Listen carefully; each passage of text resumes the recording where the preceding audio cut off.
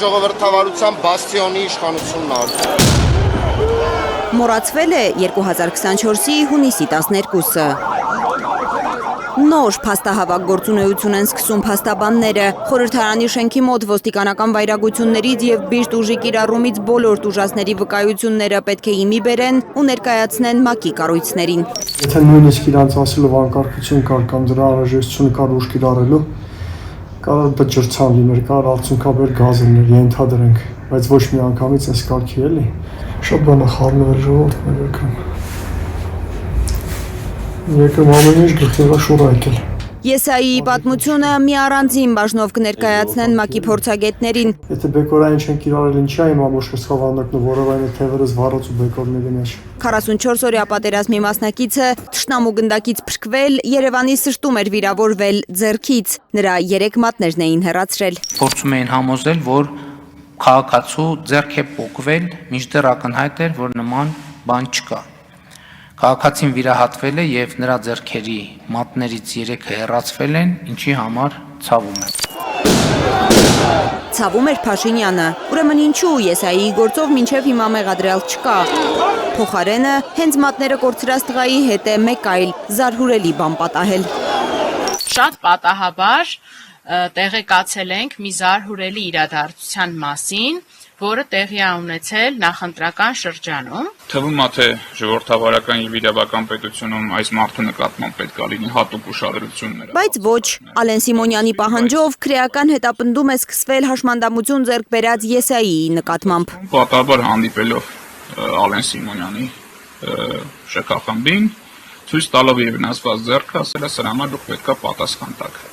Հարց պատասխանը եղել է մեզ սպառնում ես թե չի, ասել է ոչ, ես ձեզ ասեմ, որ օրենքով դուք սրա համար պատասխան եք տալու։ Դրանից հետո տեղի ունեցել խուզարկություններ, արգելավումներ այդ մարդու տնից ու Եսայիի նկատմամբ նաև մեղադրանք առաջադրված սպառնալիք հնչեցնելու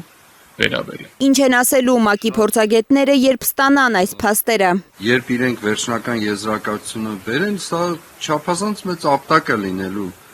Հենց նրան ինչ որ իրենք ասում են, որ ՄԱԿ-ի հետ Հայաստանի կառավարության հաղորդակցությունն է հրապարակվել ավելի վաղ։ Շատ ուղիղ հարց են հղում ՄԱԿ-ի փորձագետները, ասում են ինչ եք արել այս մարդկանց արդարացի փոխհատուցում տալու համար։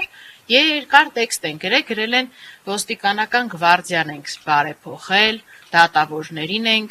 վերապատրաստել եւ այլն եւ այլն։ Ասում են, չէ, ինչ եք արել փոխհատուցելու համար։ Արդեն պարզ է այդ կադրերից, որ անհամաչափ ուժ է կիրառվել, այս հարցերի պատասխանները չենք ստացել։ Հունիսի 12-ի գործողությունների մասին սուր հարցադրումներին խուսափողական պատասխաններ է տվել կառավարությունը ըստ Հովհաննես Խուդոյանի։ Օրինակ հայտնել է, որ դատաբժշկական փորձաքննություններ են նշանակված, քննությունը շարունակվում է։ 101 մարդ էր հիվանդանոց տեղափոխվել հունիսի 12-ին տարբեր վնասվածքներով։ Այս բեկորներն էին մտել մարդկանց մարմինների մեջ։ բարի գալուստ, ինչպես արդեն տեսնում եք սրբազոն։ Իր սրբազոնից Բագրատ arczepiskopos Գալստանյանը խոստանում է մենակ չթողնել երբևէ կողքին կանգնածներից եւ ոչ մեկին։ Մենք